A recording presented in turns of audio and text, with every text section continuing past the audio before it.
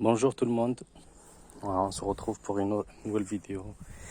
Alors aujourd'hui j'ai la barre stabilisatrice à remplacer, enfin les barres stabilisatrices parce qu'il y en a deux. Alors la voiture en fait quand je roule j'entends un bruit de ferraille, clac clac clac clac clac clac clac clac. Surtout si on prend une route où il y a des pavés et tout ça, on entend plus. Où il y a des trous et tout ça, là on l'entend encore plus. Alors donc je me suis renseigné auprès d'un mécanicien et il m'a dit c'est la barre stabilisatrice à remplacer.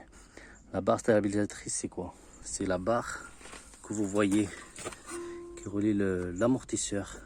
Bon, ça c'est les clés, donc c'est cette barre là, c'est celle-là. Donc elle vient droite, verticale. Parce qu'il y a d'autres barres, donc ça... aucune idée comment elle s'appelle, un fusée ou je sais pas quoi, bref.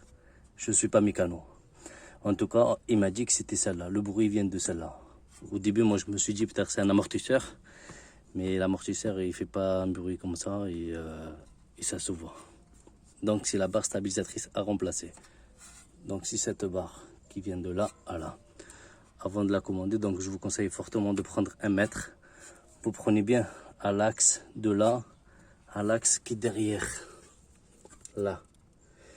Pour mesurer parce que tu as des dimensions un peu différentes. Hein. Donc celle-là, moi, elle fait 32 cm. Et pour la démonter, donc il vous faut une clé de 15, clé plate, et avec une clé Allen. Clé Allen, pourquoi faire? C'est vous allez bloquer la vis, comme ça. Et là, vous pouvez dévisser avec la clé de 15. Bon, je vais le mettre sur pause parce que je ne peux pas le faire avec une main. Et je vous reprends. Donc voilà, une fois ça c'est bon, c'est dévissé. En bas c'est pareil.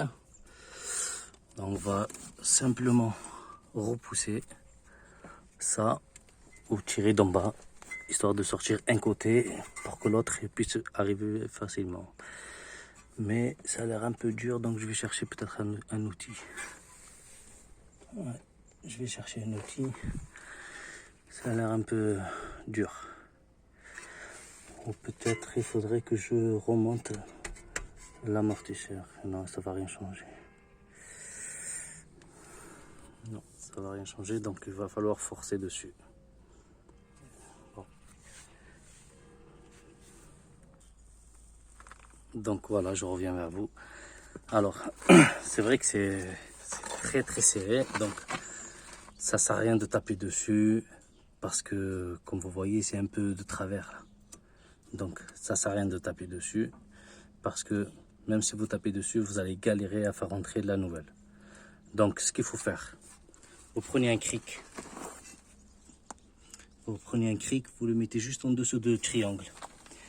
Et là, vous soulevez l'amortisseur.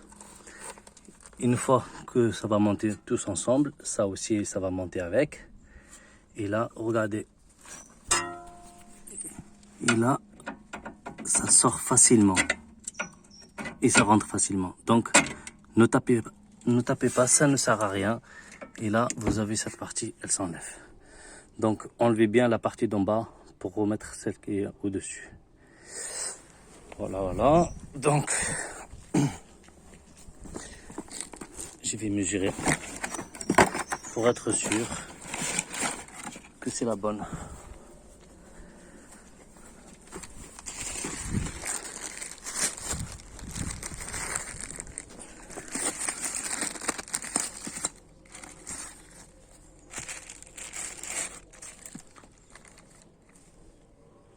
Donc c'est bon, c'est la bonne taille.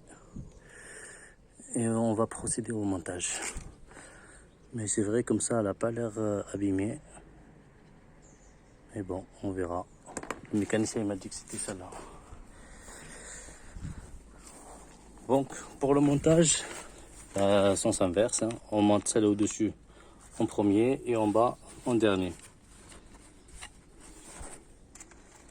Voilà, donc ça va se présenter comme ça. Donc, c'est cette partie en premier. Et là, on vient chercher le trou en bas.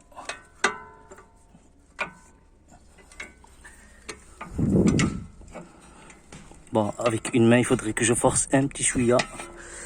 Et je reviens. Donc voilà, c'est bon. J'ai réussi à le remonter facilement, sans forcer, sans taper, rien du tout.